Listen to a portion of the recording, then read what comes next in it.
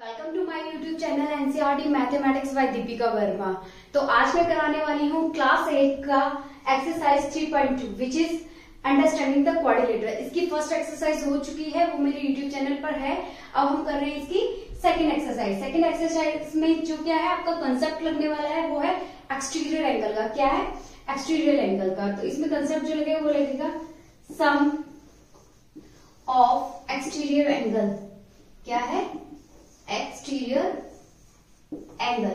तो देखिए आपकी शेप चाहे कोई भी हो, कोई भी मीन्स आपकी क्वाड्रिलेटरल हो, सेप्टागन हो, पेंटागन हो, एनी ज्योमेट्रिक क्लोज शेप, ठीक है, जिसका एक्सटीरियर एंगल क्या होगा, सम, सारे जितने भी आपको एक्सटीरियर एंगल दे रखे हैं उसका सम हमेशा क्या होगा, 360 डिग्री होगा। अब इस वाले कंसेप्ट से आप क्या कर सकते हो, रेगुलर पॉलीगन के आपको एंगल्स दे रखे, एक एंगल दे रखा है तो आप उसकी नंबर ऑफ लाइंस निकाल सकते हो। अगर आपको नंबर ऑफ लाइंस दे रखी है तो आप उसका क्या निकाल सकते हो, एंगल निकाल सकते हो if it is a regular polygon. अगर वो इरेगुलर पॉलीगन है तो आपको क्या दे रखा है, जैसे कि 3 है इसमें तो आपको 2 एंगल दे रखे, थर्ड पूछ लिया। इसमें देखिए आपको क्या दे रखे हैं, आपको 4 एंगल दे रखे, 5वां से पूछ लिया। तो इस तरह से इसके क्वेश्चंस बनेंगे। तो फर्स्ट क्वेश्चन हम करते हैं। इसमें फर्स्ट क्वेश्चन कहता है ये ट्रायंगल दे रखा है, इसके 2 एंगल्स आपको दे रखे हैं और थर्ड आपसे एक्स पूछा गया है, इसकी वैल्यू क्या होगी। तो देखिए सम ऑफ एक्सटीरियर एंगल हमारा 360 डिग्री होता है।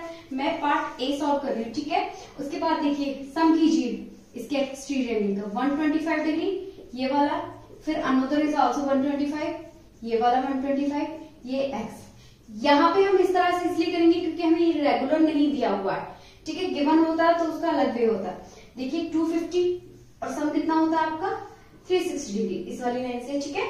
125 is 250 degree is equal to क्या आ जाएगा, प्लस में आएगा आपका x और इज इक्वल टू में आ जाएगा आपका 360 डिग्री। क्लियर?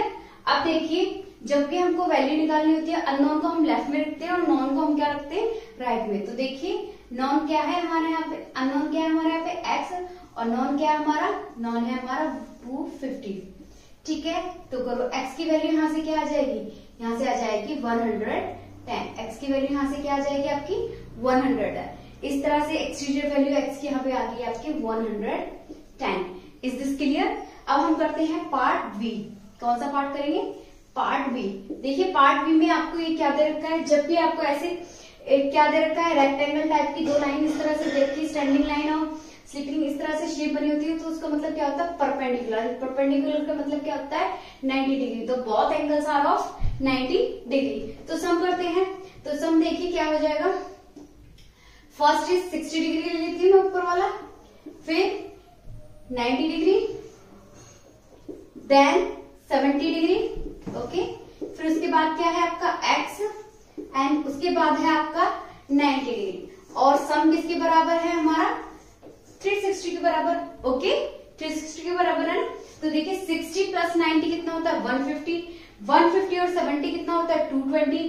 220 और 90 कितना होता है, 310। कितना होता है, 310। प्लस में क्या हो जाएगा आपका x इक्वल टू क्या आ जाएगा, 360।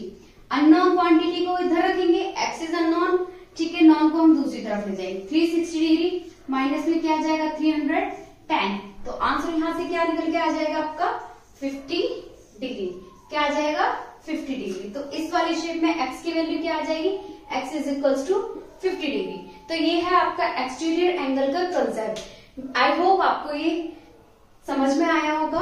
अब करते हैं हम क्वेश्चन नंबर 2।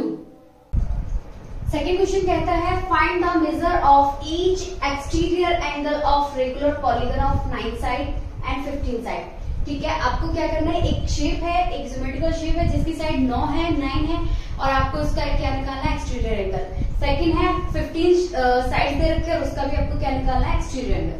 तो इसमें कंसेप्ट आपको मैंने बता दिया, क्या यूज होगा, सम ऑफ एक्सटीरियर एंगल। क्या, सम of exterior angle.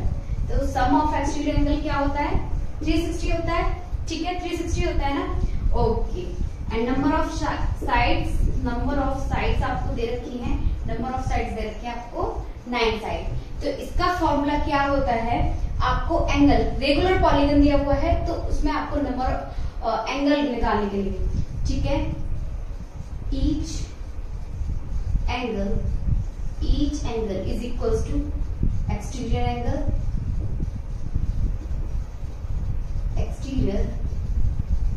Which is equals to always 360। तो आप 360 भी लिख सकते हो एक्सटीरियर एंगल, और नीचे क्या लिख दोगे, number of side. Number of sides लिखोगे क्योंकि डिफरेंट शेप के लिए यूज होता है, ठीक है। तो मैं ये कॉमन कंसेप्ट है दोनों ए और बी दोनों पार्ट्स के लिए। तो फर्स्ट पार्ट में देखिए 9 साइड है, नंबर ऑफ साइड्स, ठीक है, नंबर ऑफ साइड्स कितनी है आपकी 9 दे रखी है। तो फॉर्मूला कर लो, ठीक है, एंगल इज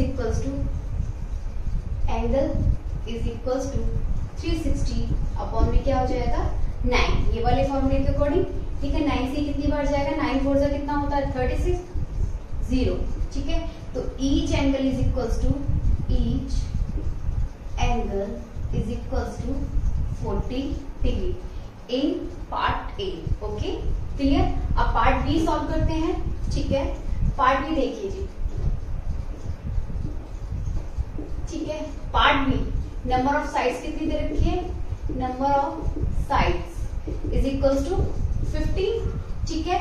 ईच एंगल, ये ईच एंगल की बात कर रहे हैं ना, ईच एक्सटीरियर, तो आप भी ईच एक्सटीरियर एंगल लिख सकते हो, ठीक है।